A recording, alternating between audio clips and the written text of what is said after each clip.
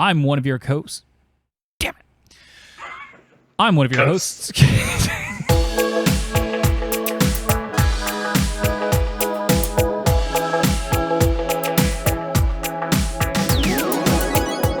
Wake up, everybody. Today is Thursday, June 16th, and we are Never Free to Play, a podcast where we talk about all the video games we wish we were playing. I'm one of your hosts, Karch, joined by my one and only co-host, Sean Mybers. If you decide you like us and you think this podcast sounds better without Jason and Robert, subscribe to us on YouTube and podcast services, or find us on Twitter where we are at Never Free to Play. If you have questions, comments, thoughts, ideas, feedback, please send it to us at neverfreetoplay@gmail.com. Sean, episode 70. It's been a while since we've recorded. How you doing? I'm the one true co-host. The one, exactly. I'm doing pretty good. Out of the ashes. I'm the Highlander of co-hosts. There can only be one, and I, as the one with the most swords, naturally won. Who could say what happened to the other two? I don't know. There's Cleveheart right there. You can see what happened to the other two. No, I'm doing pretty good. Looking forward to the weekend. This has been, for whatever reason, an incredibly long week. Just like the moment I got into Monday, and I was like, yeah, I'm well rested. It's a good weekend. I'm ready to go work. And I got like an hour later, and it's like, I hate this week. This week needs to end. I want the weekend. It's the second June, second year where Juneteenth is a federal holiday, so this is a 3-day weekend for me. Oh, right. You can definitely bet I will be doing some gaming. So and that's the 19th? I'm ready to get this done. It is. Juneteenth is the 19th, but since that's a Sunday, I get Monday off. Got it. Cool. So yay for federal holidays. Yay for federal holidays. But yay for them making it a federal holiday, finally. I mean, I know it's the second year, but still. You know, it's very recent, it's very fresh. Well, like last year, it was like 1 or 2 weeks before they passed the law, and then we're all like, "Are we getting it this year? Can they pass a law and implement this quickly?" I'm not sure Congress can move this. I was about to say the fastest the government's ever moved before when it had to do with a day off. I'll take it, or rather, you'll take it, because I have to work on Monday. Yeah, but you're not working tomorrow. I'm not working tomorrow. My father-in-law's coming into town. He'll be here for Father's Day, so that'll be nice for my wife. And we'll have to figure out how to juggle 3 fathers in a single state at the same time. So that'll be fun. But I'm gonna send my dad over to your house just to make it all the more hectic for you. Please don't. Honestly, he'll probably somehow make it less hectic. That's true. He's very good at that. He's kind of gentleman. He's helpful. He's smart. This could actually work in my benefit. Do send him over. Thank you very much. We'll play. What was that game I said he was going to play that he loved so much? I kept joking about it. I don't remember now. Oh, what was it? Was it Mario Golf? I think it was Mario Golf. No, was it Pokemon Snap? No, it was Pokemon Snap. Which I actually have, so we could totally play Pokemon Snap. There is certainly a non-zero chance that he would start that and be like, "Huh, this is pretty fun," and would end up playing it. He was great at Joust back in the day. I'm just saying. There you go. Kind of makes me motion sick. Not to get on a tangent, but it's very. I don't know. It's weird. Maybe I'm getting old. I don't know. Housekeeping. Like, sub, follow. We've been doing a lot of streaming lately. It's pretty much all we've been doing. Whether that's Sean's solo streams or our Valheim streams, we're just playing video games and having fun with it. The podcast has lost its luster.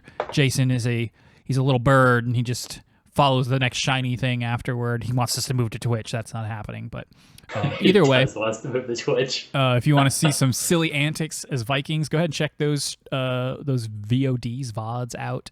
Otherwise, next week, Turtles in Time came out today, but unfortunately, Robert and Jason aren't here, so we can't play it. Shredder's Revenge. Oh, yes, thank you. Sorry. Turtles came out.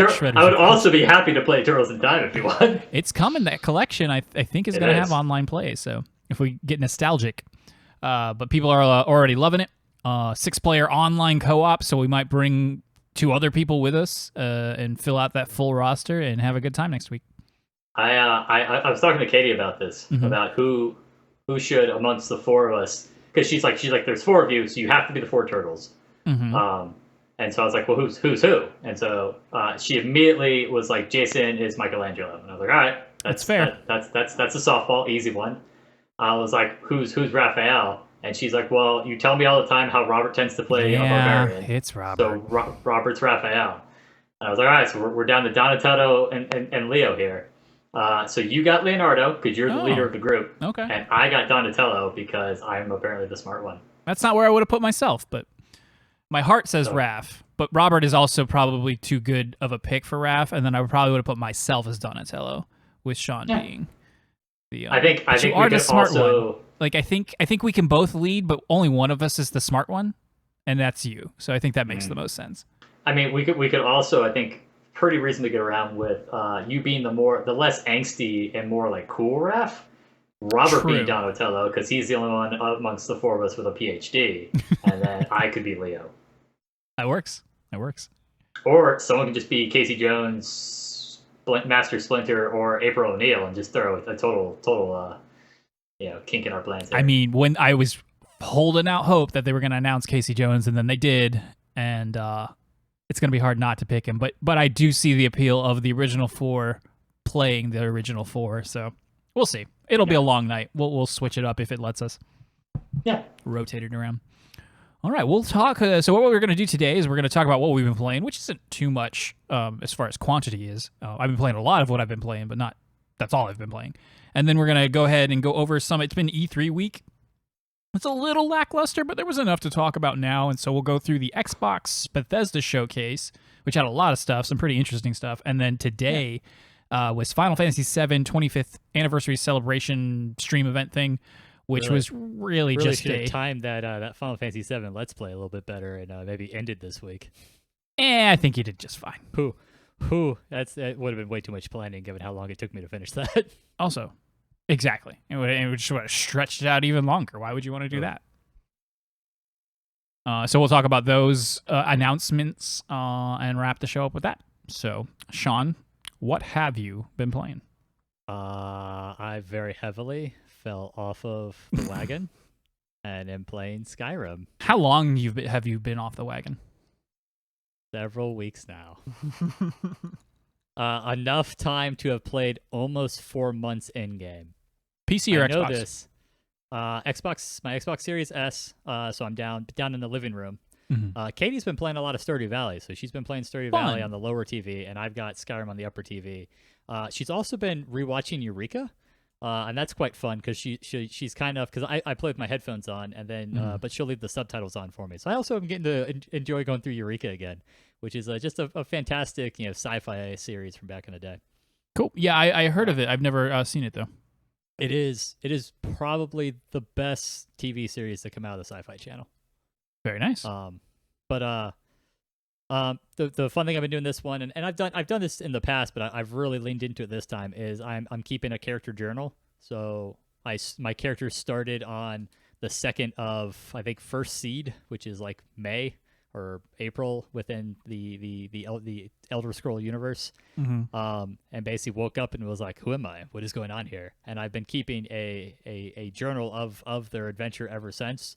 And I've actually just recently was working through eventually I want to have the character discover who they are and have a larger plot. And the way I'm writing things, I'm not always playing exactly true to what's playing out on the screen. I may tweak the way a quest played out or whatnot for the sake of getting some fun writing narrative. Mm-hmm. But I've figured out personally what the character's origin is, and it'll be and so now I'm working on places where my character could start to unravel that. So it has been a fun Skyrim playthrough. My load order I'm very happy with. But the best part I think has been that I have found a way to play Skyrim and also get some writing practice in at the same time, and that's a good combination for me. That's really cool, man. This will be great. We'll swing back around to that kind of idea of what you're doing there when we talk about Starfield at the end of the Xbox talk. Yeah. See how that could work out for you in the future. How about you, buddy? I have been playing for maybe 3 weeks now, maybe just 2. I can't remember. I've been playing Persona 5 Royal, the Royal Edition, which is like their extended. It would normally be DLC, but they package it into a whole game and resell it to you for $60. That kind of practice. Is it like what would normally be called like a game of the year that has all the DLC, or this is actually like you can't buy the DLC separate? Can't buy it separate. You cannot buy it separate. So they've done this with the other 2. So with Persona 3 and 4, it's similar to like the Final Mix versions of Kingdom Hearts, if you're familiar with those. They're just enhancements to the base game that they just repackage and sell it as it is the definitive version, and you would be silly not to get it. But they release it a year later and all that stuff. Got it. So it's anniversary edition for Skyrim. Yeah, basically. But it's been I bought it forever ago. I was just waiting for it to go on sale because I didn't want to buy the base game because everyone said, "Oh, buy Royal," because the base game came free with PS Plus subscription. But I wanted to experience the full enchilada since I'm only going to play it like once since it's so long. And everyone said it was so good. So I waited, went on sale, and I bought it, I don't know, like 3 or 4 months ago. And I was just biding my time. And then the girls were out for an evening, like overnight. And I was like, now's the time. And so I played it for like 5 hours straight, and it was awesome. Nice. Are you familiar at all with Persona? A little bit. So I know it tends to be like you have squads that are investigating strange activity. Yeah, basically. And they somehow have powers. And they somehow have powers. Fake shooting themselves. That is Persona 3. So like that's how they summon their personas when they go into the place. So but essentially, yeah. In this one there's a slight caveat where like I guess you could say I'm an expert. You are an expert, yes. There's always some kind of like shadowy mystery. In this one, it's a little like the mystery. I'm sure I'll get to it like once I get further in. They've already started putting a couple breadcrumbs, but for the most part, you're a do-gooder. You're doing good with your magic powers. You're going into the hearts of bad people, or their minds rather, their hearts/minds. This cognitive realm of like corruption and distortion, and these are the places where you actually like go be a superhero and have your magic powers and fight the enemies, because everything else is just in the real world. You're a regular teenager going to school and stuff, and they're just regular people. Are you sure you're not playing Psychonauts? Who's to say? I'm only about a third of the way through, so. Right. But yeah, you go through these dungeons. Jumping in people's heads. It sounds a lot like Psychonauts. You go through these dungeons. They call them palaces.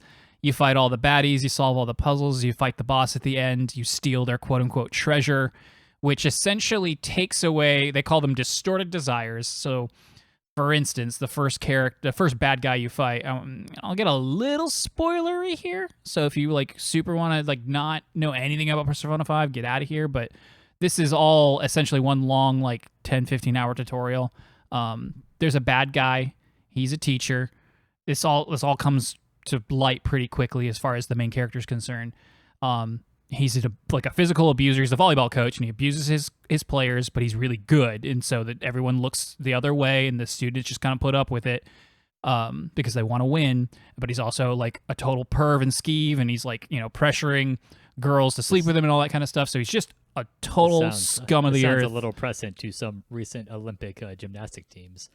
It does, and which unfortunately is a tale as old as time when it comes to these kinds of high-level competition.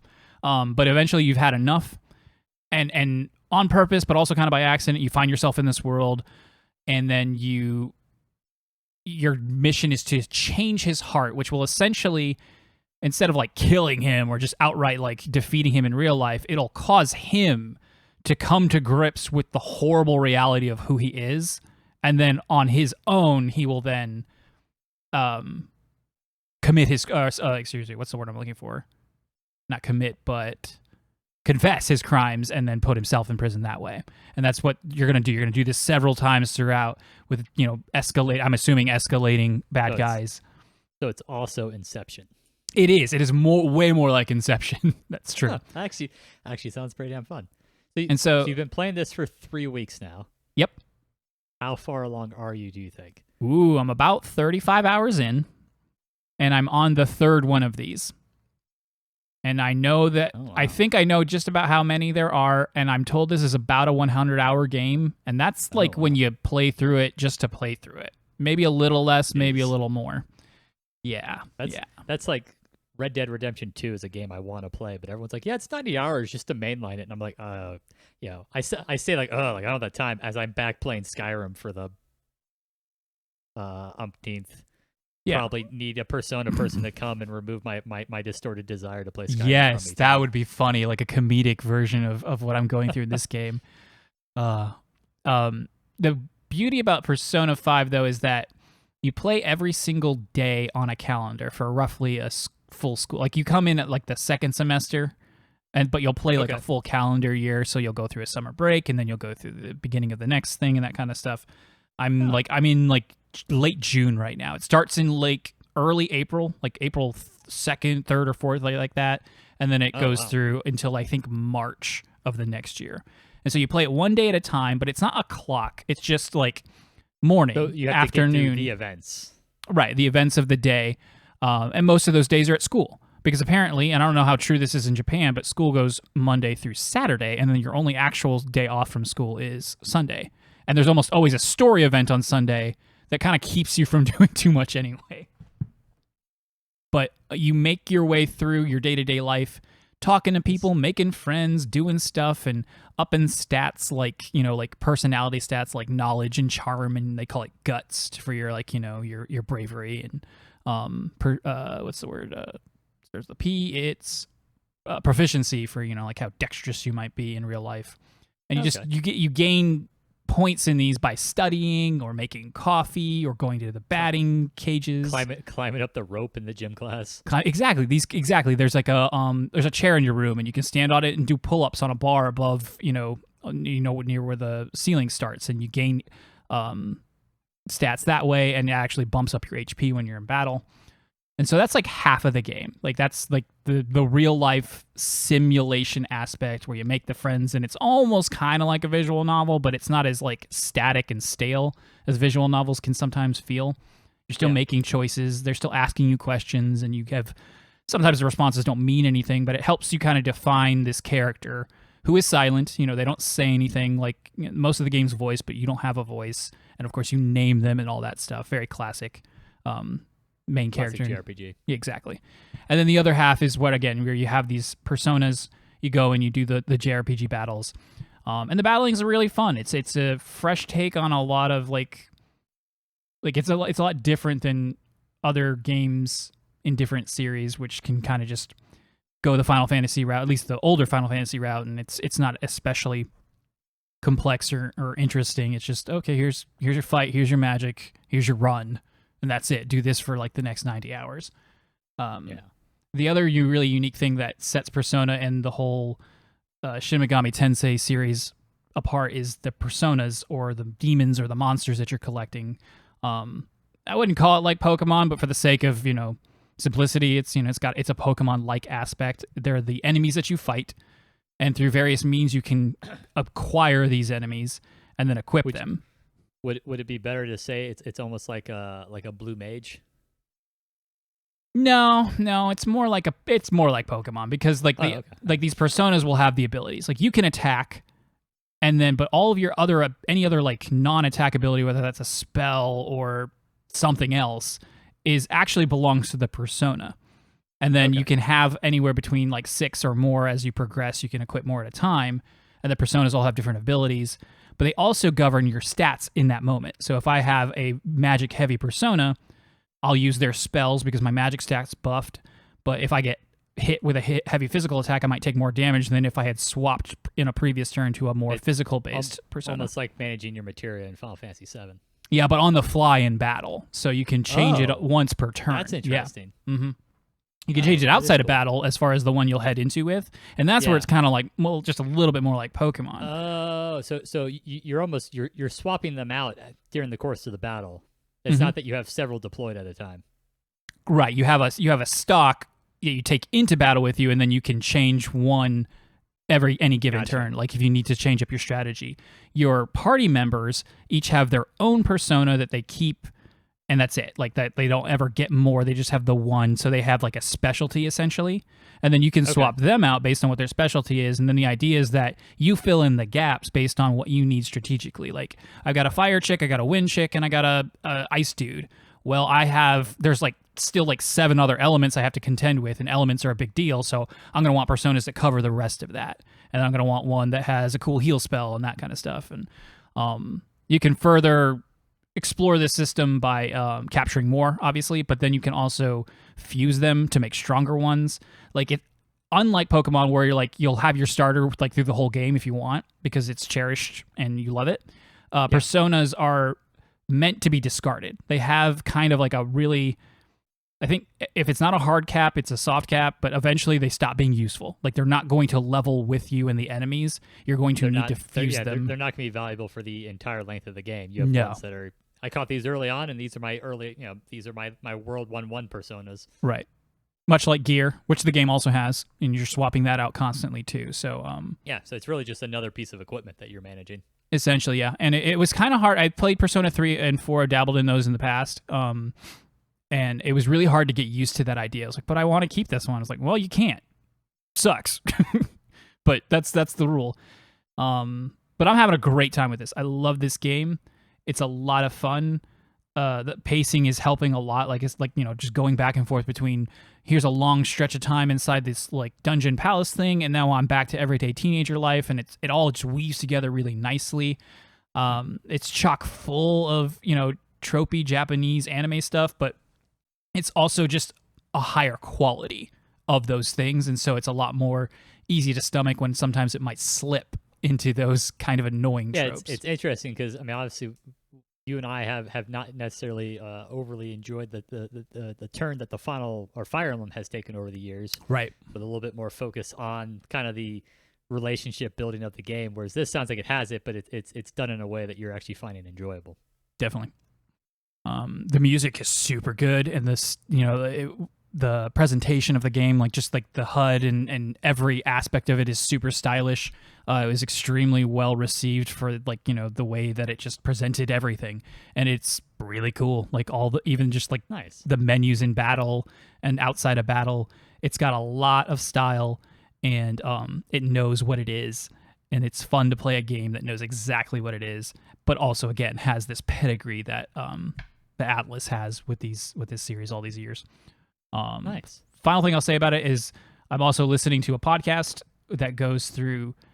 So what they did, they've played the game a bunch of times, and they sat down. They're two IGN guys, and they sat down and said, "What if we play one day at a time, and then record weekly?" So essentially, getting anywhere between like 6 and 7 days, and then they record and go over their thoughts on that. And so it's been really fun to. I'm not playing along with them. I'm actually playing like a much faster pace, but it's fun to have that. Just to go back and like, okay, yeah, let me digest what I just played through their lens. Their lens and yeah. And it's just been really fun since I didn't have anybody else to talk about it with. Well, I'll give you this. You've actually talked up the game quite wonderfully, and I am intrigued now. It's long though, so like I can't believe I don't know if I'll finish it. I don't, because I didn't finish 4. I got 60 hours into 4, and I didn't finish that. I was like, I can't. I'm done. It's too much.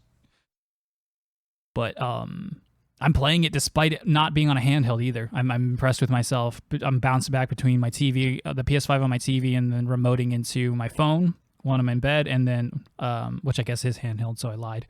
And then, but also on my computer, just because it's summer, the kiddo's home, and she's constantly watching TV, so I don't get to use my TV anymore.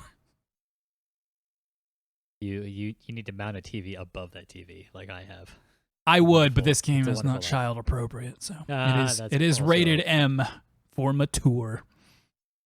All right, but yeah, that's all I've been playing, so I don't have anything else to say. I did think of one other thing I've been playing. Well, let's hear it then.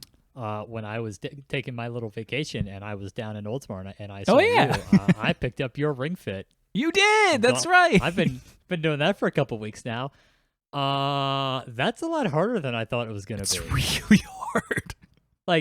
And it's not just because a lot of what you're doing is running in place, and I apparently ran in place too hard, or I did squats too hard the first time I did it, because then like I hurt like my right calf, and I was having trouble walking for like the next 4 days. But even that little ring, has got especially because it's push and hold, which a lot of workouts are just continuous movement. For the push and maintain. It's a lot tougher workout than I was expecting, and I like to think I'm in fairly good shape. I imagine you are, but yeah, it's a different, like you say, it's just a different kind of workout. It's not what you do. It's not what most people do on a regular basis, and so it definitely tests some things that you're just not used to. With the Florida heat sitting up here in the 90s and like in the high 90s on some days, instead of running, I've been using that instead on some of my days in order to get a good workout while not going and dying of heat stroke. So I'm really glad you're getting your money's worth. My money's worth. I'm glad someone is getting their money's worth. That's what I want to say. Because speaking of heat stroke, if you're wondering why I sit here and I look like I'm sweating, it's because I decided to go running before this, and I'm not quite cooled off yet. So Foolish boy. It's hot, man. And also, It's so hot. houses are not well built from an HVAC perspective, or at least mine's not. And it's a lot hotter on my second deck. My supervisor was just unit. talking about putting a window unit in his second story, and I was like, hey, Sean's doing that too. It must be a thing. Common problem. Mm-hmm. All right, you want to dive into that showcase? Let's dive into the showcase. All right. So we had the Xbox Bethesda Games Showcase. This was back on the 12th, I think. Sunday, whatever Sunday was, yeah. Yeah. Yes, the 12th. Mm-hmm. So back on Sunday, and Microsoft came out with, I would say, swinging. I mean, we'll get to overall impressions. I rather enjoyed the showcase. Not everything was a hit, but compared to, I mean, let's just start with, like, it was a 90-minute showcase. Which I was not expecting. Like, I logged in and I was like, I got a little bit of water. I'm ready for this little, like, 30-minute showcase. And I bring up like the live YouTube link, and it's like, get ready for 90 minutes of games. And I was like, I'm gonna have to go get a drink if I'm gonna sit through this whole thing. Yeah, there was something for everyone, I think, is the best way to put it. And those are the best kinds of shows, in my opinion, because you can't please everyone all the time. That's crazy. And so sometimes, it might be what you wanted, but I was really impressed with it. Yeah, I liked it. I liked, sometimes in the past, Microsoft's have been a little bit too much talking. Just show me more about a game, and I thought they did probably the best job I've seen them do of primarily gameplay, a little bit of talking, to give you a little bit more. We ended up finding out that they probably got all their talking out of their system because they did that extended showcase a few days later. Yeah. Also, every game they showed, at least the guarantee for now is that they will be released within the next 12 months. So we have a year, deadline for everything we saw today to be playable and launched by then. Obviously, some stuff's going to get pushed out, but it's nice that they had that in mind. Yeah, I kind of appreciate it. They focused on that. So they came out with starting with Redfall, which I think this is the second time we've seen this. Yes. This is kind of that 4-person cooperative. You're in a town that's been taken over by vampires, kind of almost like a PvE hero shooter, because every one of the characters has got kind of unique abilities. Good way to put it. And they're all like teenagers with attitude. So I think this looks interesting. I think it'd be fun to play. As opposed to a lot of those hero shooters, which maybe have good lore but not a lot of story. This does appear like it's going to be levels and have a story playing out through it. So kind of that arcane attitude, arcane style, but done, which we haven't seen from them before, done in co-op. So I think this would be a pretty fun one. Yeah, it's an uphill battle for me. I don't like the attitude. It's not my favorite. To have to listen to all that. Like, I don't know how prevalent it would be in game, but like for the sake of showing banter. off, the banter, sake of showing off the characters, I'm like, I really couldn't care less. And then vampires, not my thing. Don't like them. Give me zombies. If you have to give me something like, classic horror. Give me a classic horror trope. Exactly. Give me zombies. But not, I don't know. I don't like vampires in really any incarnation. So, and then, at the end of the day, first person co-op shooting stuff, just not really for me. I would play this with you guys, but I couldn't even say I would be interested after 2 weeks unless it's phenomenal, unless it really somehow hooks me. Yeah, this is. I mean, that's the nice thing about this is that everything here is going to be coming to Game Pass in one form or another. That's true. So it's true. The perfect. It's just once again that Game Pass of like, I'm not sure I would play this for the long term. But hey, if it's part of my Game Pass, and all I got, if I just gotta download it, play it for a couple weeks, and then drop it, yeah, cool, sure. It's a scary value. It really is. The next thing they talked about was Hollow Knight Silksong. Oh my gosh! I think I screamed Karch's name into my phone when I saw this come up and we got into this trailer. So excited! I'll let you talk about this one. Not a lot to say as far as what we saw. That trailer, if I'm not mistaken, is one we've seen before because this is the first time we've seen Silksong. We've actually seen a lot of gameplay of Silksong before. They did like a 15-minute gameplay demo 2 years ago now, I think. Maybe even 3, I don't know. But my point is, all this tells us is that it's coming to Xbox too. Great. Yeah. We knew it was coming to Steam and PC and all that. We knew it was coming to Switch. We thought it was a console exclusive. I guess it's not. That's cool. Where's my release date? Come on. Give me my release date. That was the frustrating thing is, they made a big point. Everything's coming out in 12 months. I think pretty much every other trailer we saw, either if it didn't have a date, had a like spring 2023, fall 2023. Mm-hmm. This had nothing. just so absent. It was glaring. I'm so sure. If I didn't have a beard bet already, I'd beard bet this now that when Nintendo does something, and they will soon, by soon I mean probably by the end of the month, Silk Song will be there too in a similar way, but we will get a release trailer or a release date. And I think if it's not a shadow drop, I think it'll be a lot sooner rather than later. You heard it here first, folks. Silk Song will shadow drop from Nintendo. That's right. That's right. The next one was High on Life, which is, I guess, made by the creators of Rick and Morty. And this was the wacky one where all of your guns, right, and one particular knife were like weird alien things that are staring at you because it's their rear ends that appear to be doing most of the blasting and making comms the whole time. So this is weird.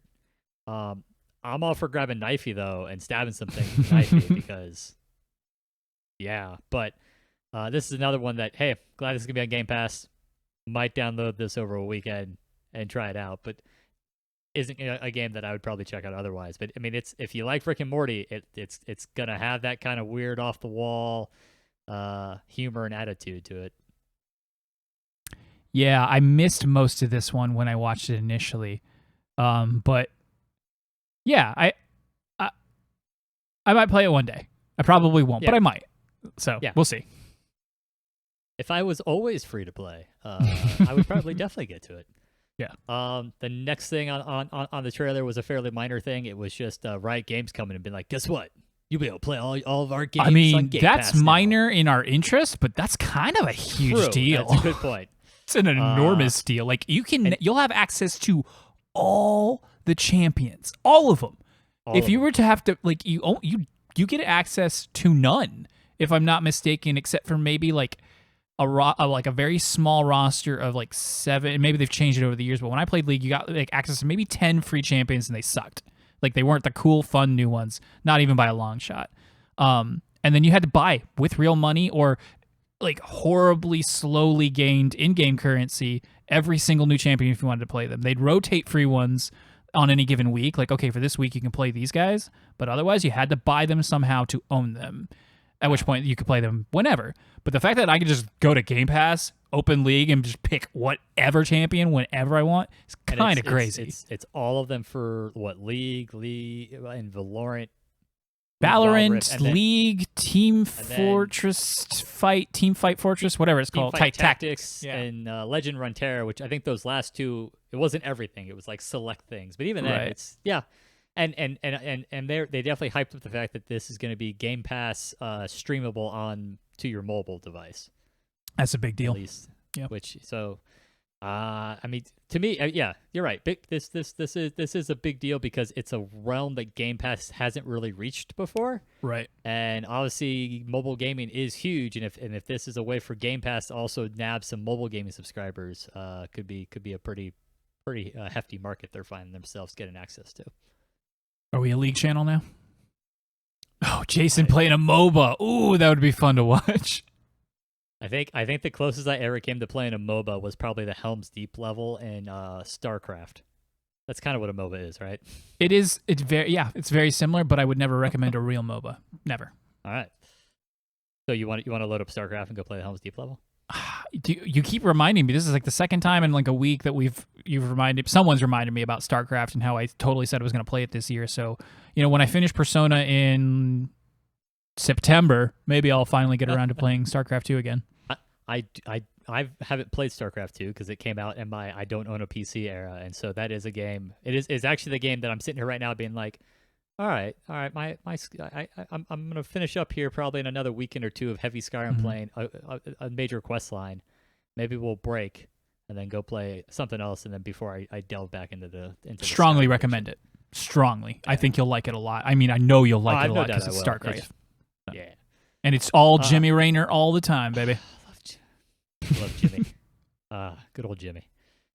Right on.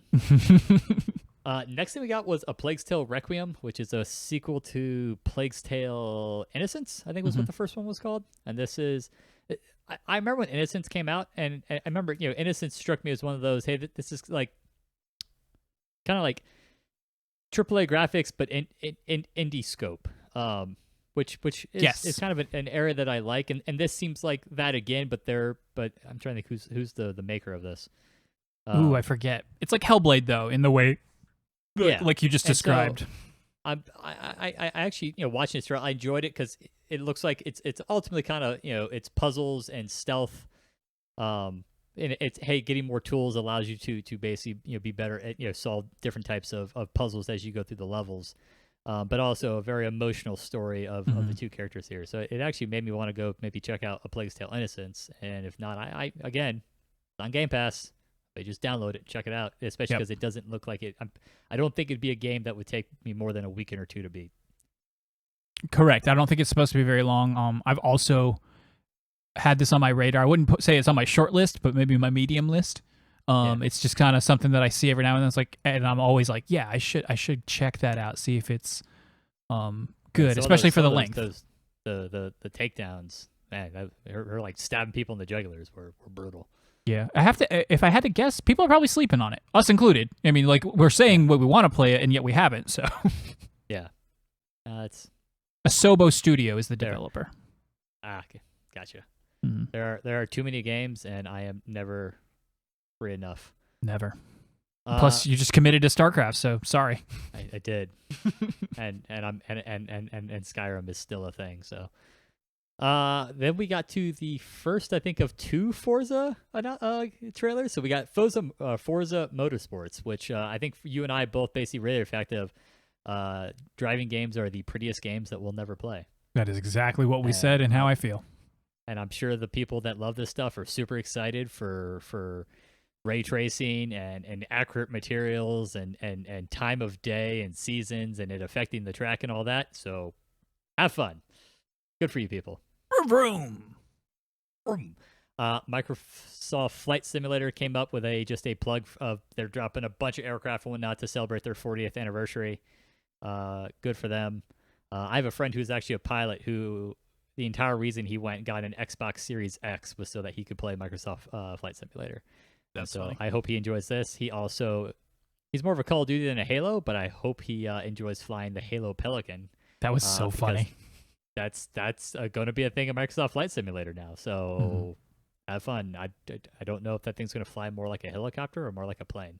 So got into, I believe, our first Blizzard or Activision Blizzard game of the night, and that was Overwatch 2. Got to see some That's some right. looks at the upcoming sequel to Overwatch and the king, I guess, of the hero shooters, even though that genre is no longer the beast that it was. No, and they announced two big things. I don't know if this was known already, but it's going free to play. So if we want to pop, and it doesn't matter because it'll be on Game Pass if it isn't already, because that deal's gonna go through. I can't see how the Microsoft purchasing Activision thing doesn't work out. So if we want to try it out later, I mean, Overwatch is a great game. I really enjoyed it. I just can't play it forever, so I had to stop at some point. So I'd be willing to check out, the changes and the new stuff at some point. Yeah, and I think there's supposed to eventually be a PvE mode or a PvE kind of story mode. That's what they keep saying.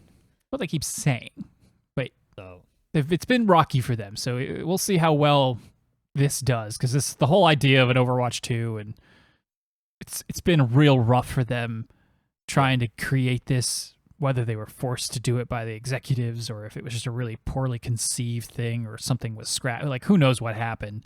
There's a lot of parallels here, I feel like, to Destiny 1 to Destiny 2, where it was always debatable, did you really need to go make a sequel in what's supposed to be essentially a live service game? Guess who was behind the wheel during that shift? Oh, I know. Destiny was also, I think, my tantamount of, hey, I can't play this game forever. I'm having fun, but I have to not have a game that is a second job. Yeah.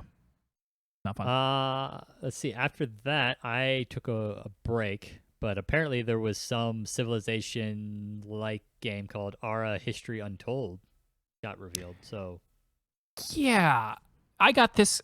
I'm confused with this in my memory. There was another game that got shown at because this showcase was technically kind of part of the Summer Game Fest umbrella, and they had previously shown another game that's kind of like Civilization but not, called like Humankind or Humanity or something kind of like generic like that. And so when I saw this, that's what I thought I was watching for like the first like 30 seconds or whatever, and now I can't even really remember the differences between them. I don't know, but getting pretty competitive and crowded in the Civ like. I know. If I was the Civ guys, I'd be like, really? You're just gonna come in here and try to take this away from us? What did we do to you? We've been doing this for 6 iterations now.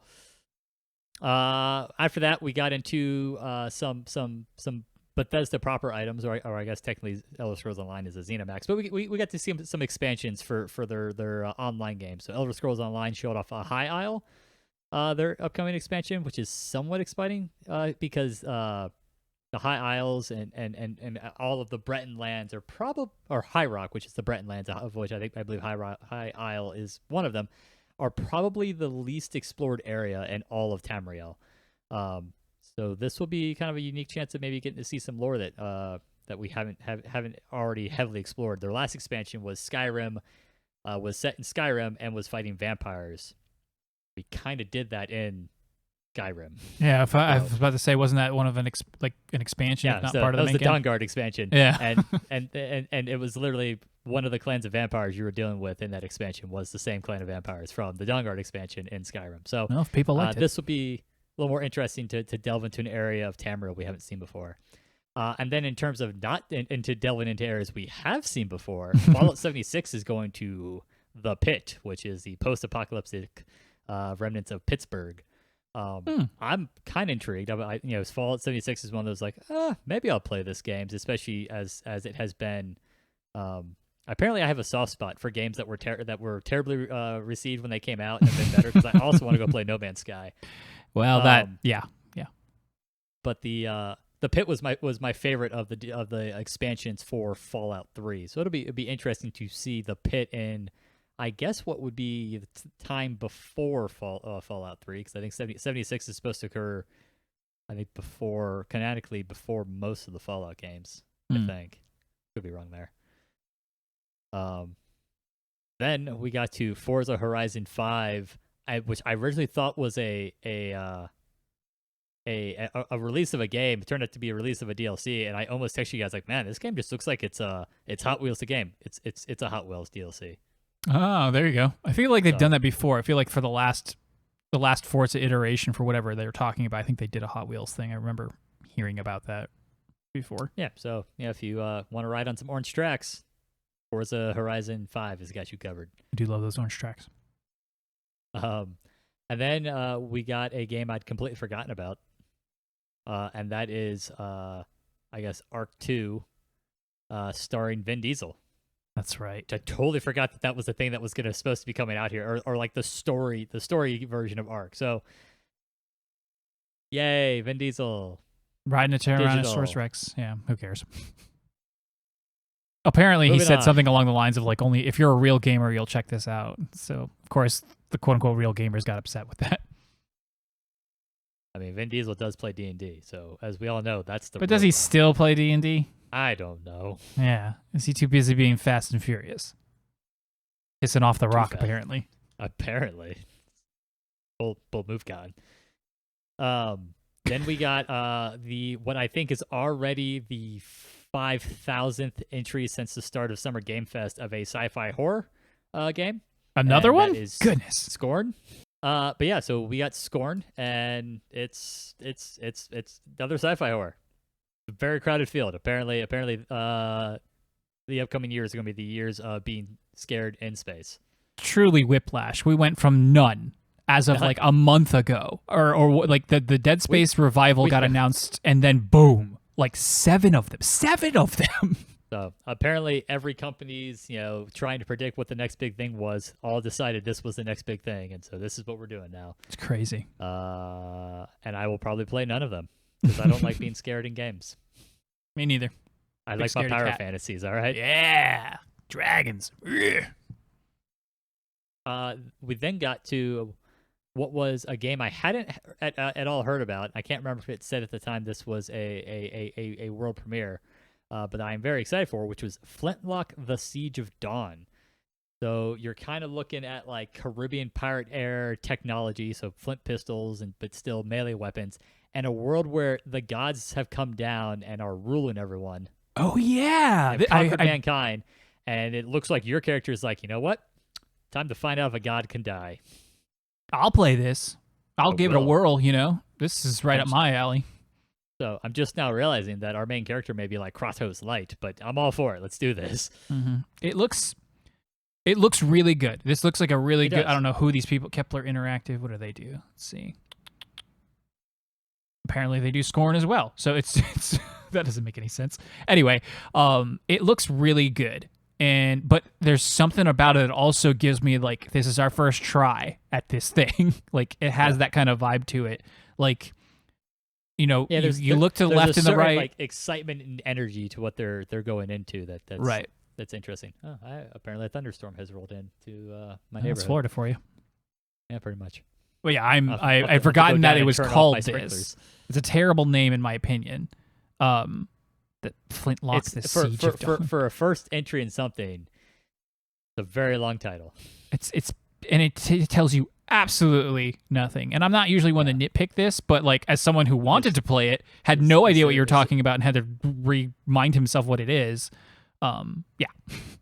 Is like was Flintlock like an older game and they're no, I don't see any other game called Flintlock. No. I feel like they could have called this Flintlock.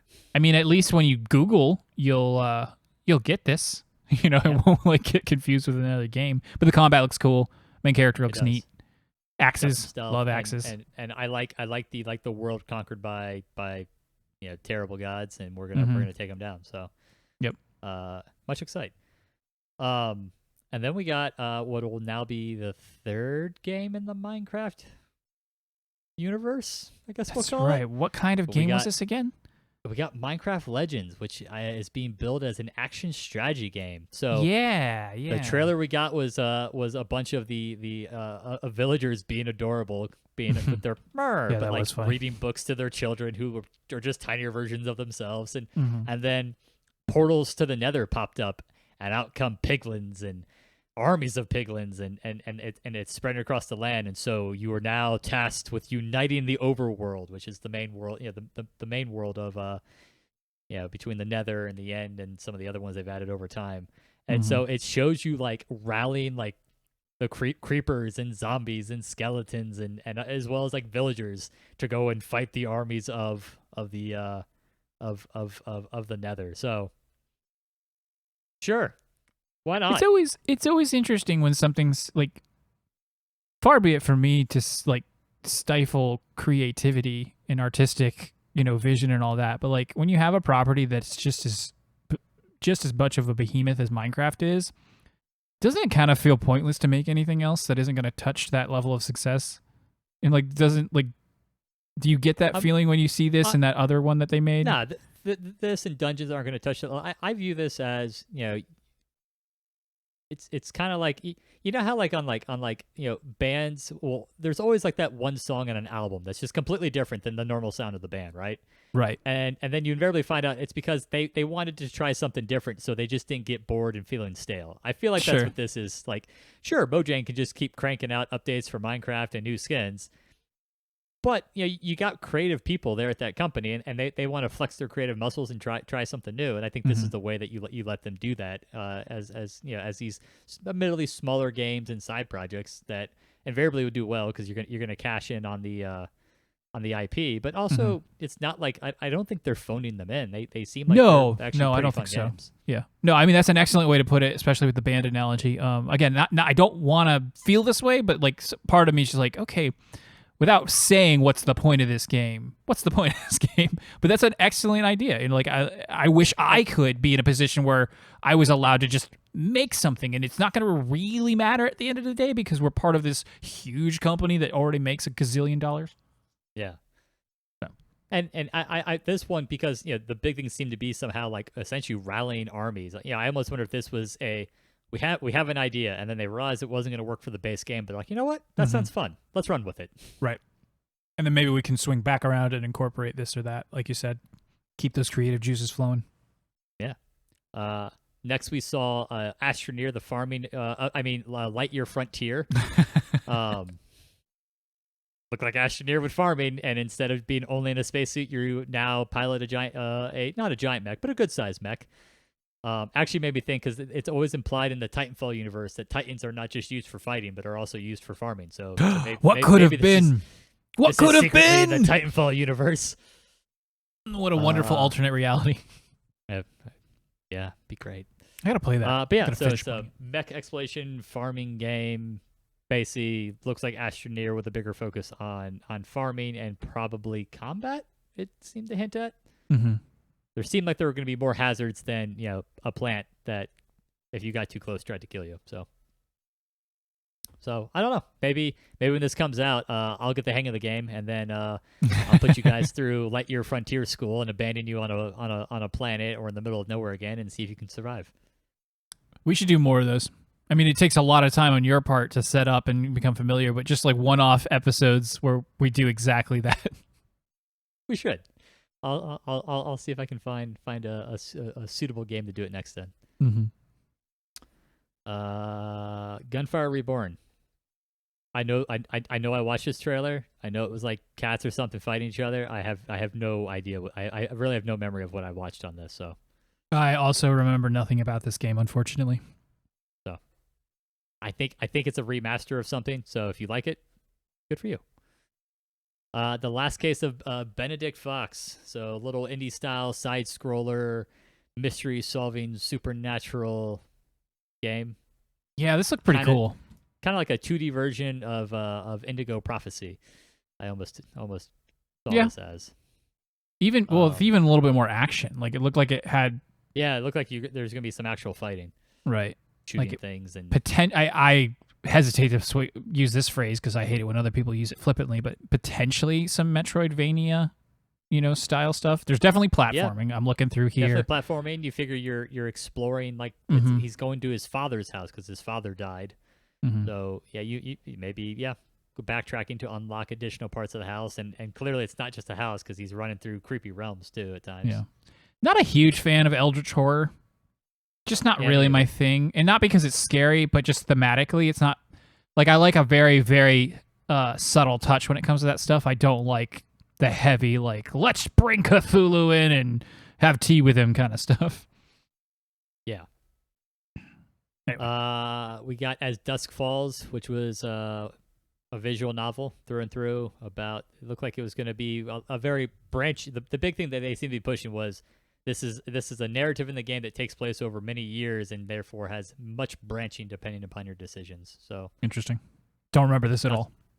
Not something I plan on playing, but good luck to them. Quick question.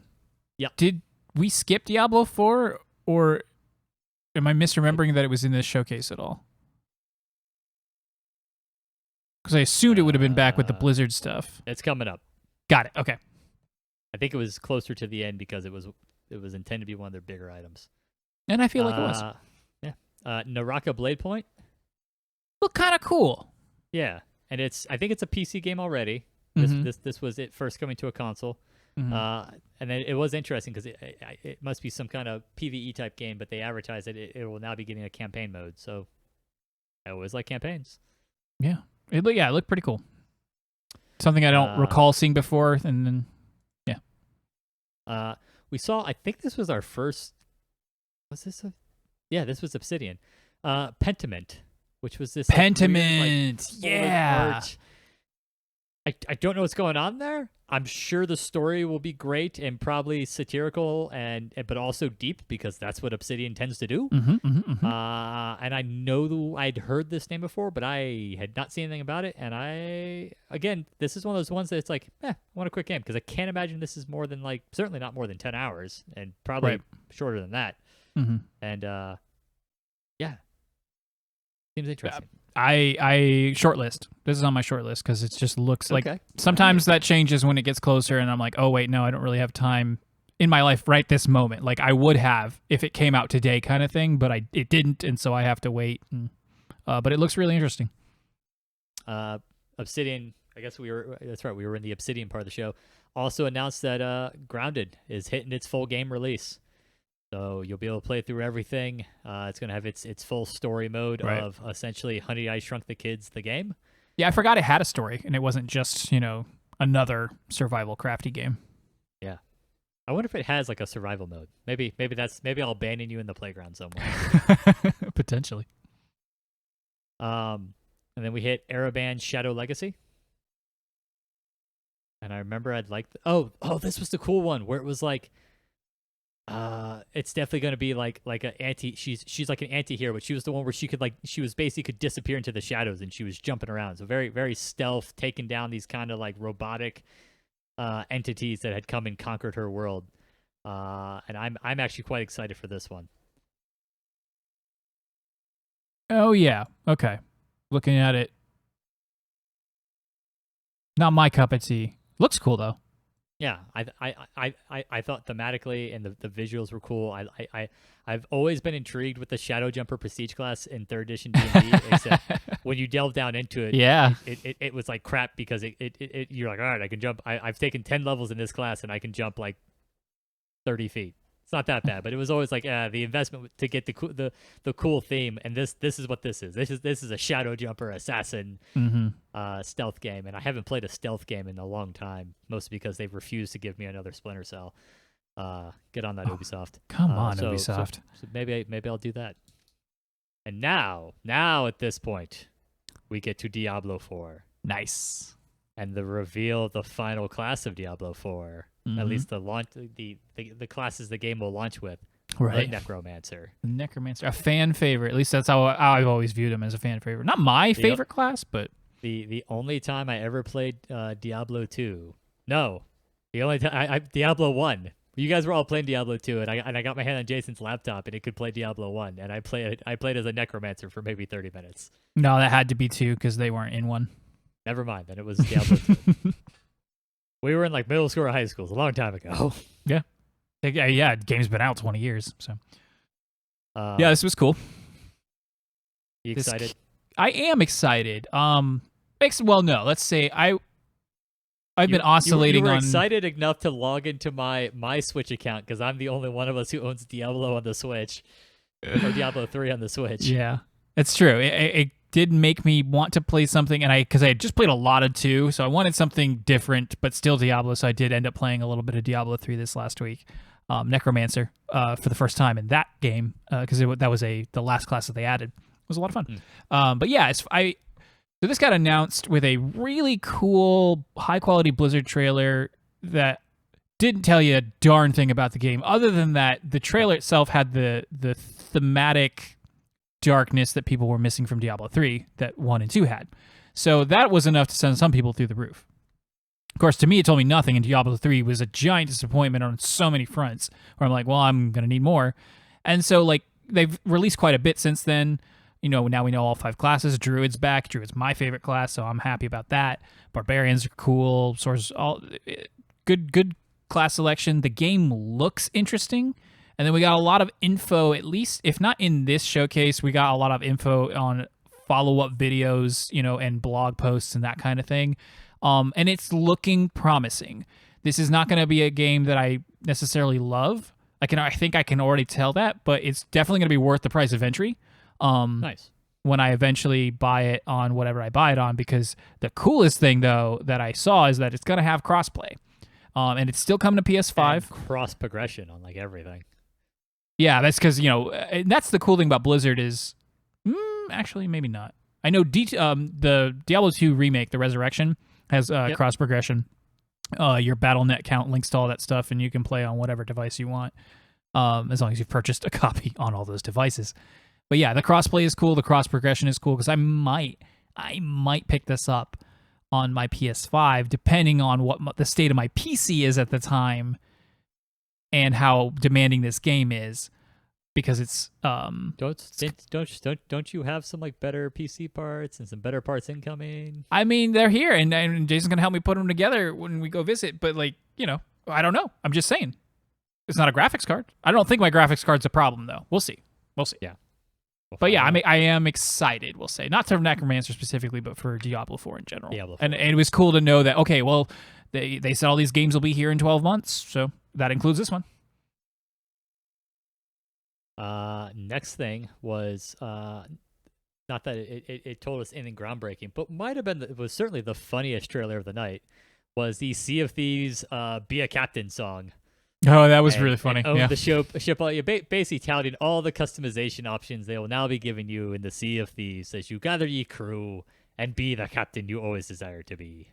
We should play that again. Like one day when we're just like, what do? We're in between games or something. Let's jump into Sea of Thieves. I need to be shouting Starbird at Jason again. Starbird. Port. Starbird. Get to ye port. Which one's port?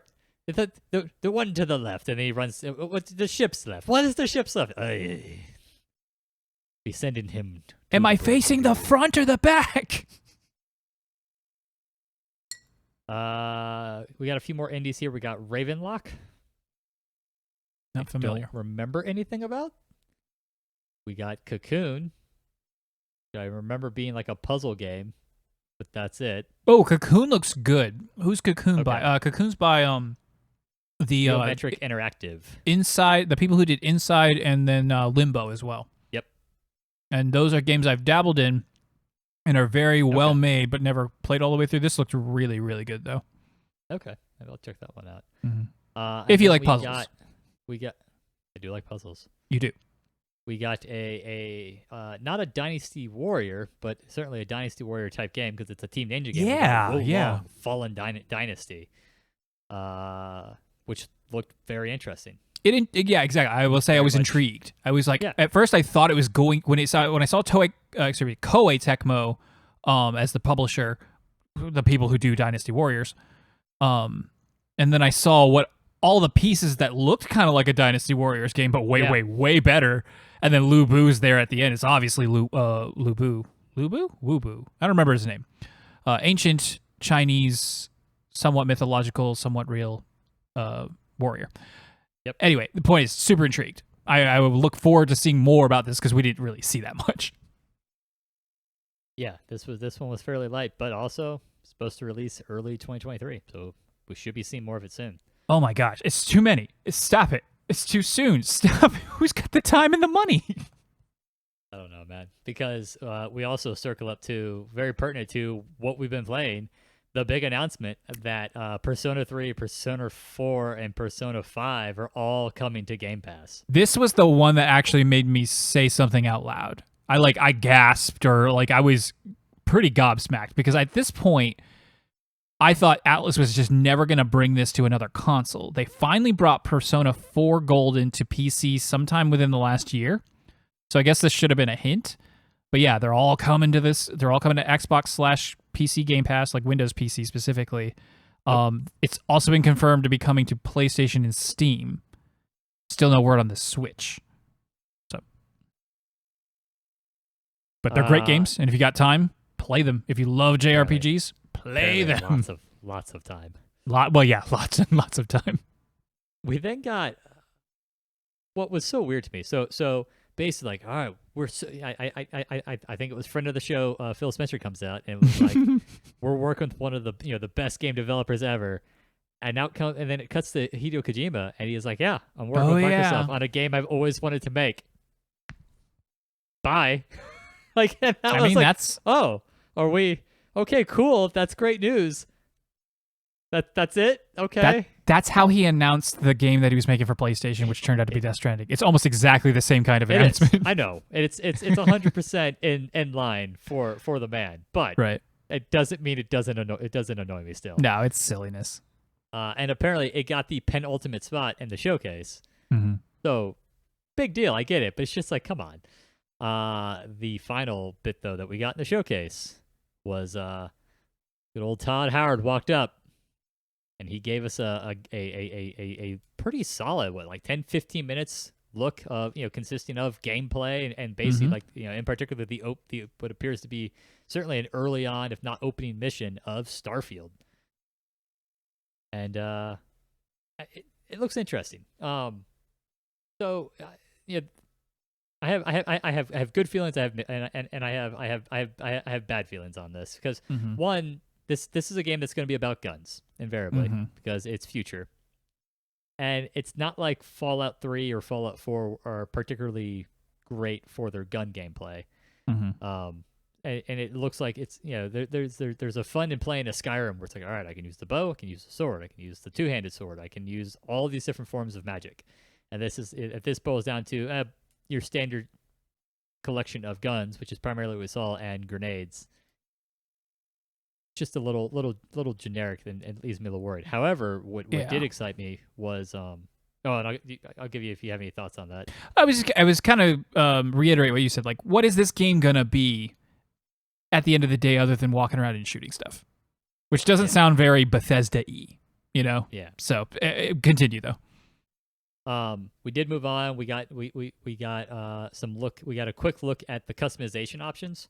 So this is touted as more customization options than they've ever seen. I mean, and I agree. I mean, they had that little like the circle where it was like muscle, muscle tone and fat, and you could swing that thing around and get a whole wide range of different body types that basically aren't just very skinny to super buff, which is all you ever really have gotten in these games in the past.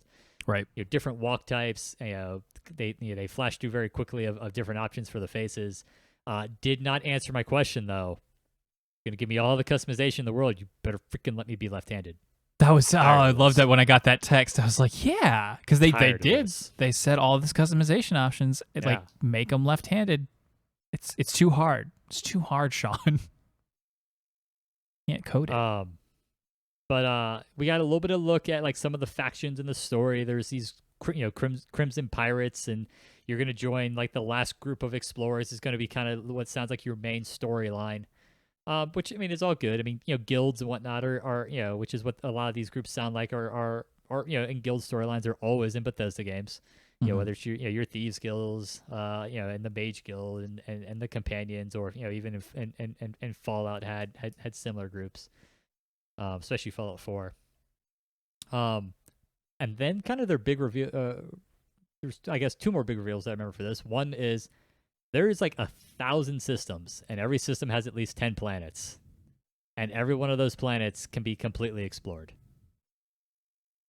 It's crazy. Which is a crazy amount. Now, I mean, and clearly they're going to procedural generate a lot of this. They have to, but they also have subsequently come out and said this is going to have more handcrafted things to see in the galaxy than any game we've ever made before. It's got the biggest city they've ever made before. So I mean, talk about people are it's over a decade later, people are still losing themselves in Skyrim.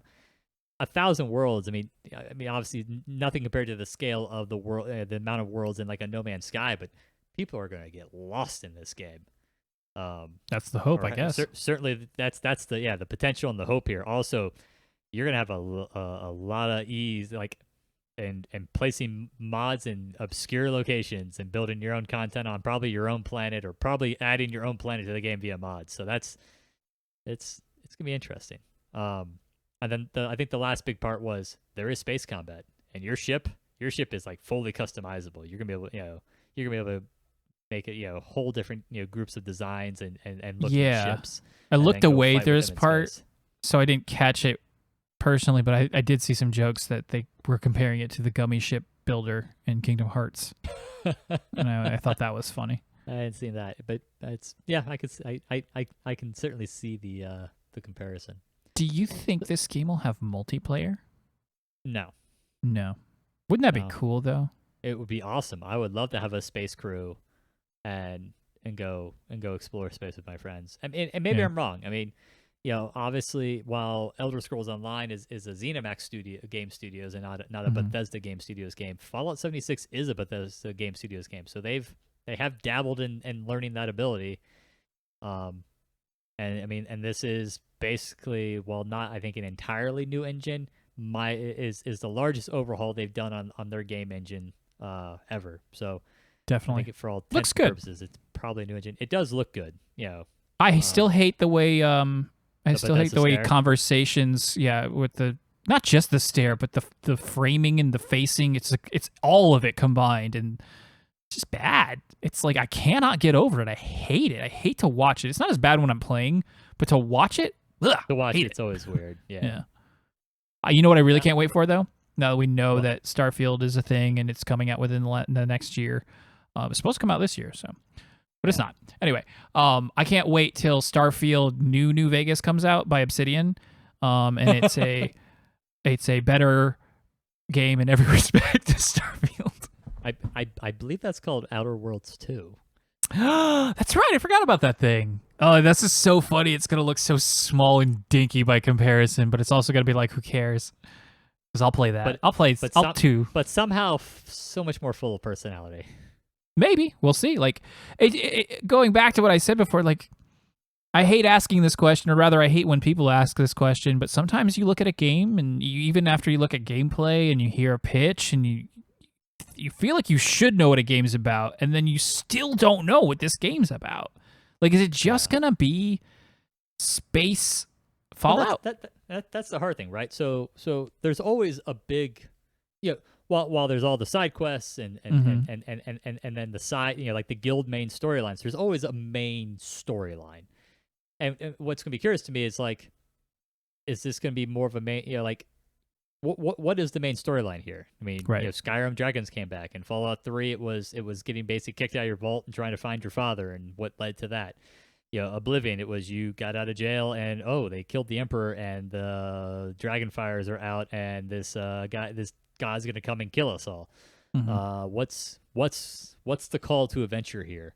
Right. And that's the part we don't know yet. I mean, we learned about the organization that's gonna be that main organization, but okay, they're a group of explorers. What is it that what's the threat? What's the threat to what's gonna have to be a threat to the whole galaxy? I think that is going to get us going, and that that we can then ignore for hundreds of hours as we go do all the side quests and other things in the game. But what is that thing we will all be ignoring?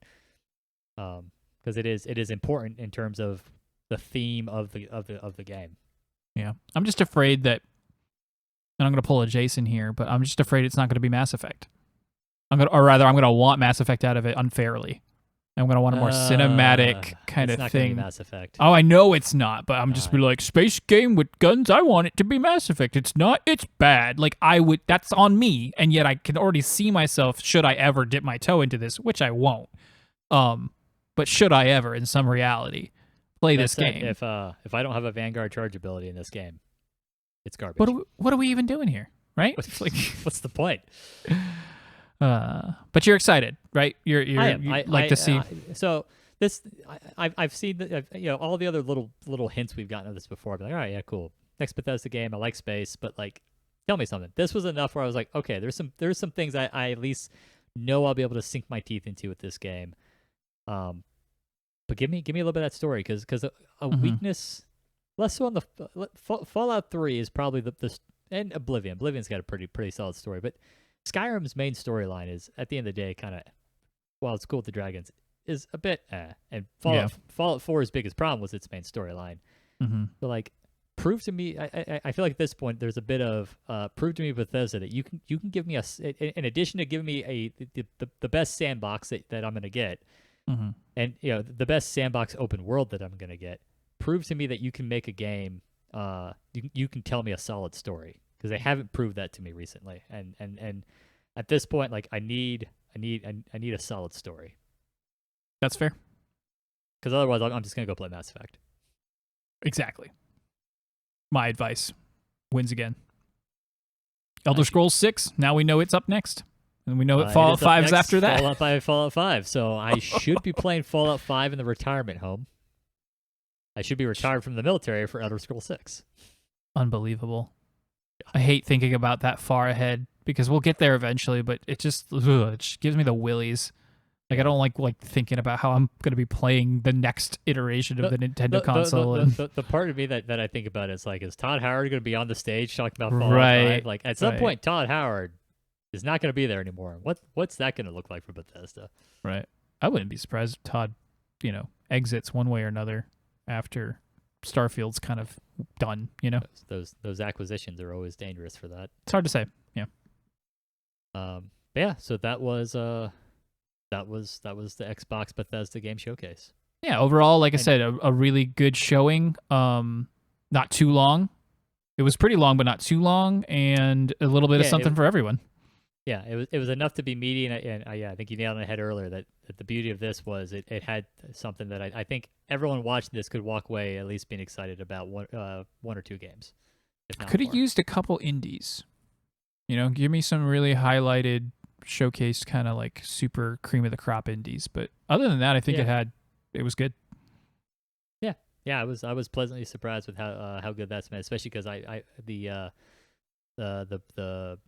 wasn't a Sony State of Play, was it? Yeah, what? It was called Sony's event was to me very lackluster. So yeah, because it was their State of Plays are that's where they put their junk. Yeah, they don't care. They'll have their PlayStation, whatever they call it. Although they did announce the Resident Evil 4 thing there, so who knows? It's a mixed bag, grab bag. All right. Well, that was Xbox Bethesda.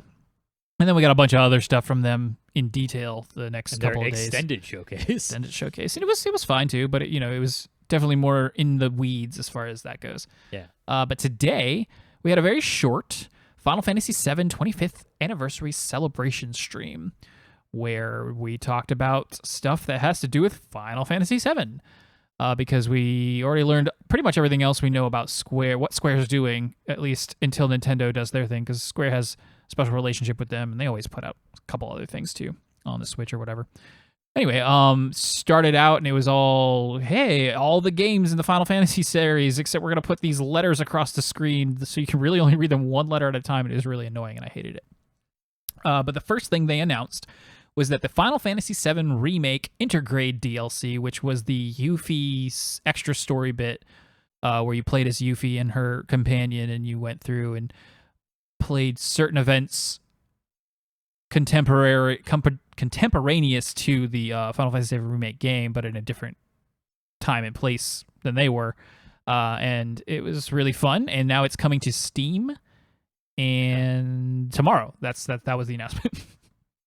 Now we were talking about this. That's not standalone though. Right?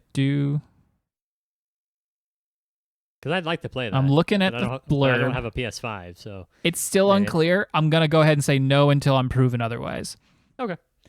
I'll look into. I mean, if it released tomorrow, I guess I'll go look it up. Because if it is, and it's not too expensive, I may drop it and play it. Because I would like to play it. Yeah, and I would like for you to play it because it was really good, and then we can talk about it just like we talked about the other game. Yeah. And it's also this was interesting. So long.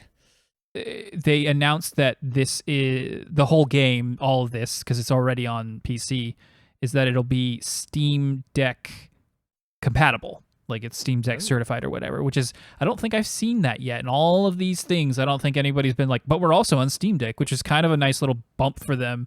Not that it's doing poorly. People are still begging to get their units, but, anything for a brand new piece of hardware, even from a company like Valve to kind of solidify them. I'm still waiting on mine, so.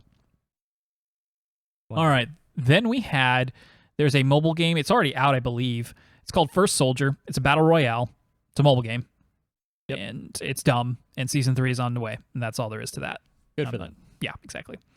Then we had almost no extra information, but they did at least acknowledge its existence. There is another mobile game that I am interested in called Ever Crisis, which is some weird combination of every game in the Final Fantasy VII series, which is Final Fantasy VII, Before Crisis, Crisis Core, and then there's another one. Dirge of Cerberus. Supposedly it's going to incorporate all those, and you'll go through those in some mobile-friendly version of them. And there will probably be lots of gacha elements, but they basically just kind of showed off some more of it. They showed like Tifa, Aerith, and Cloud dressed up in different outfits. Some people, I was watching the Easy Ally stream, were like, oh, they're jobs, and they're like, no, those are probably just cosmetics. But I'm sure people are begging to dress up Cloud, Tifa, Aerith, Barrett, etc. 100%. It is so weird to me that, hey, we've got such an obscure set of games. Let's make a gacha game in order to get everyone to learn the lore. Right, like supposedly, Sell. I can't remember if it's going to be free to play or not. Cash. Yeah. If it is, I will play this because I haven't played most of those titles. Before Crisis is something that never even came to the US. So that'll be interesting. It focuses on the Turks in like it's kind of like a prequel to the series, even before Crisis Core. That's why they call it Before Crisis. So I've always wanted to see what that's about, and even Dirge of Cerberus, for all the like flack it gets for being off the wall bananas. It'd be nice to just know what that story is, since it's going to be important for this remake stuff. But the closed beta is coming to Apple Android in 2022. So still, like, we don't even no idea when that game's coming out. So weird. Then the second to last announcement, I think, and this is a big one. Yes, second to last announcement. Crisis Core Reunion is coming this winter to PS5, PS4, Nintendo Switch, Xbox Series X and S, Xbox One, and Steam. And Crisis Core is an important game in this series. It's a direct prequel to Final Fantasy VII, starring Zack Fair, who's a very important character in the Final Fantasy VII series, and it's been stuck on the PSP since it came out back in like 2006 or whenever that was. People have been begging for this game to come to modern systems in any shape or form, and it looks like the same exact game, but they've completely redone it visually, if that makes sense. I don't know what you would call that, but it even said right, feature updated 3D models, full voiceovers, and new music arrangements. It's getting the same treatment to what's the Kingdom Hearts card battle game? Exactly. Yes. Chain of Memories. It is the Chain of Memories for Crisis Core. And again, Crisis Core Reunion. Crisis Core is a very good game. It's not amazing, but it's more than serviceable. And if you love Final Fantasy VII, you've never played it, you're in for a treat.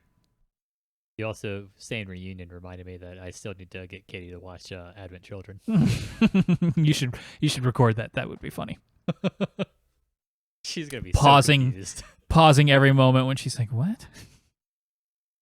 And then we had I'll have to do doodles of diagrams of me trying to explain stuff. That would be even better. Yes. All right. You just do storyboards of Advent Children. It wouldn't help. Friday. It wouldn't help. That game is. All right. Before I get into this, did you watch the trailer for the new remake entry? No, I have not yet. All right, go watch it after, because I don't remember it well enough to like describe it, so I won't. I'll try not to. I might, but I'll try not to, because I'm helpless. Do you just want to pause and I'll go watch it? Yeah, let's do that. So the final announcement was, and we just watched the trailer, so we're all fresh on it, was the Final Fantasy VII Rebirth, which is the second part of what is now being called a remake trilogy, the sequel to Final Fantasy VII Remake. We have confirmation that it's here. We've got not screenshots. We got a trailer with video of at least walking around. Right. Yes. It wasn't combat, but it was like Cloud and somebody in a flashback. Was there, so yep. And it's confirming a lot of things that everyone had pretty much figured out because of the zaniness that happens at the end of the remake, and the name for Rebirth. They explained that there's a reason for it. And there's a reason for whatever they're going to call the third one, and they can't wait to tell us. And supposedly it's already in, an early stage of production. Like, the main producer director guy is like doing his work on that right now. And, they were talking about a new development system that they have, like not like a technical one, but like a process one that's helping them get this out faster. Because it's slated for next winter, which would be at the earliest sometime in late 2023, probably get pushed to 2024. But that's a fast turnaround time. We got remake in 2020? April 2020. Yep. That's Mass Effect level rate of releasing sequels. Right. It's crazy. And I am super bummed. Not that I expected it any other way, but I'm super bummed it's PS5 only. Because it means I'm going to be playing it alone as far as like our group. Jason's obviously never going to play it, but now you can't unless somehow you get your hands on PS5. I know. I got a year to do this. A year to do what? Acquire a PS5? Yeah. Find a PS5. I want to play this, and I want to, and I mean, I really enjoyed playing remake, with you replaying it, and getting to talk about it and do the spoil. So I don't know, man. Might have to buy a PS5 and then find room somewhere for that tower. I mean, if you can beat the FOMO, it didn't take that long to come to PC. Might even be faster turnaround depending on what probably a year again, just like it was before. Yeah. But also, But- like, we'll see. I don't know. because it's so good though, and it looks good. Because I mean, God of War 2 is still, or God of War Ragnarok is still supposed to be PS4 as well, but the third one. It is on PS4, yeah. Anyway, that's coming. We've got, I don't know if I said it before, Crisis Core Reunion is coming this winter. So again, late 2022 or early 2023.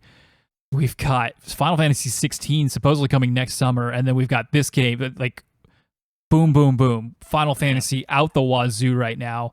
There's some rumors. Serious Final Fantasy. Yeah, there's some rumors about Tactics Ogre game coming, like remake coming out. So that could potentially mean there's always a Final Fantasy Tactics game or port or something coming around. Like, so much, and I can't handle it. I just can't handle it. But I'm excited. I'm excited because I'm gonna figure it out. 3 games to do. I mean, basically 2 more games to do. What the 30 hours of the original Final Fantasy VII that they didn't get to? Well, yeah, yes and no. I mean, yes in the sense of what you just said, but also no because it's all bets are off. The story is not what it seems. That's what I'm building up to. Whereas the first game was largely a reimagining of the Midgar segment, opening segment of Final Fantasy VII. We ended that game. Make sure I don't say spoilers here, but we ended that game knowing we were getting something that we were off on a different path now. Yep. And the trailer opens with as much. It's like we've changed it. Don't worry about it. Don't worry about the past anymore. Just look forward to the future. It's very meta commentary. What happened to the Wizard of Zapping? He's done. He's done zapping. Move on. Like we don't have to spend as much time in Calm and the Golden Saucer and all those places as we did Midgar either. Like this is not the original is not a long game. It's a wide, a lot of locations and a lot of story beats. You come and say that to my years with my 1 year of getting through that Let's Play. But what was your actual playtime? Like 50 hours. Really, 50? No, like 35 to 40 hours. Okay, yeah, there we go. Much closer and much faster if you aren't playing to record or you played it a million times like I have. And and we talked about this before. There is even in Final Fantasy VII Remake, there are fluff sections. Yeah. And then you're right. There are plenty of parts of that game that whereas it made sense to linger and spend time in Midgar like we did in Remake, you don't need to do now because you had Remake that established those characters so well, and we've I agree. Now, what I'm super stoked about is just how much are they going to cover? What would be potentially new or changed, and what'll be old? Like, are we going to get the same party members? I mean, Yuffie exists. Presumably, she's going to join us. Our party member is going to end up being enemies instead. That would be really cool. I don't know how that would work out, but that would be really cool. I want to meet that. What was his name? He was the crazy dude with the pompadour hair / mullet, and he rode the motorcycle. It was R something. It started with an R. Rorsch, I think. That sounds right. Yeah, I want to see him again. Final Fantasy VII. Roche. Roche. Roche, something like that. But yeah, he was great. He was the kind of addition I want more of.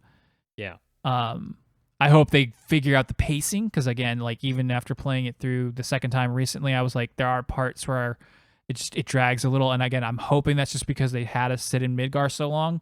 It's impressive how they were able to stretch Midgar out the way they did, but it was still just a little too long. A little too long. And now we're just talking about Final Fantasy VII, so I'll stop. But again, excited. So much Final Fantasy. Can't handle it. To have basically 18 months from now, we're looking at it's crazy. Having it. It's crazy. Right. Suck it, Fallout fans. I gotta go try to find a PS5 now. Maybe used. No, you won't find a used one. At least I'll be able to play God of War Ragnarok without super long load times. Exactly. Worst case scenario, you can remote into mine. No, I'm just gonna come live at your house for I'm just gonna take a week off and I'm just gonna come and play it. That's the best case scenario. I said the worst case scenario. Oh, that's fair. Yeah, that's fair.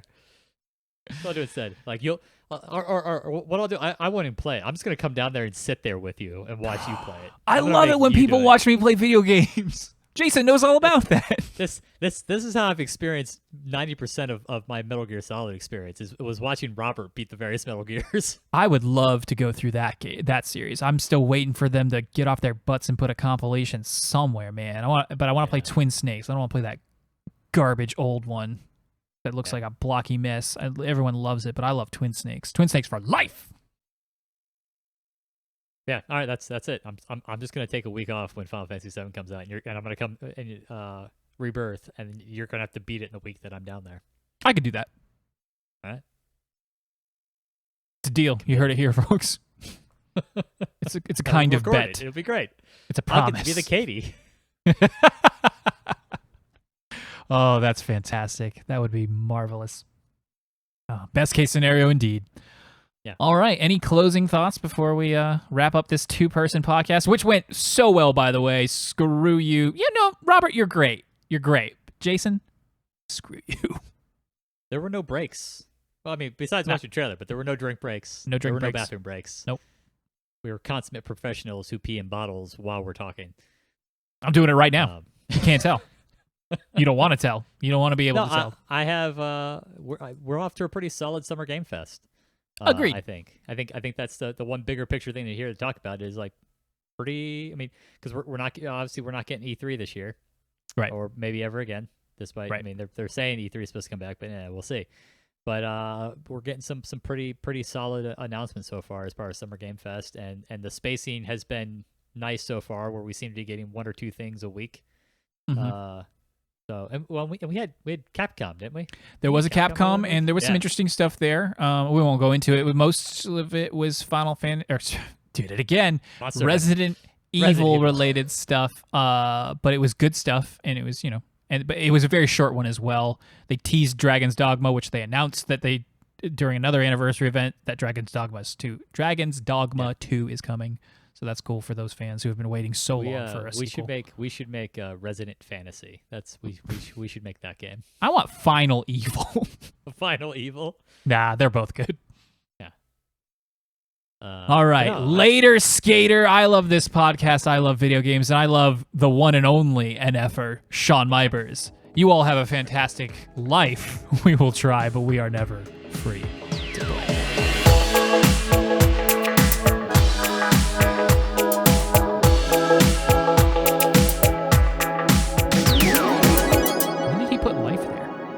I don't know.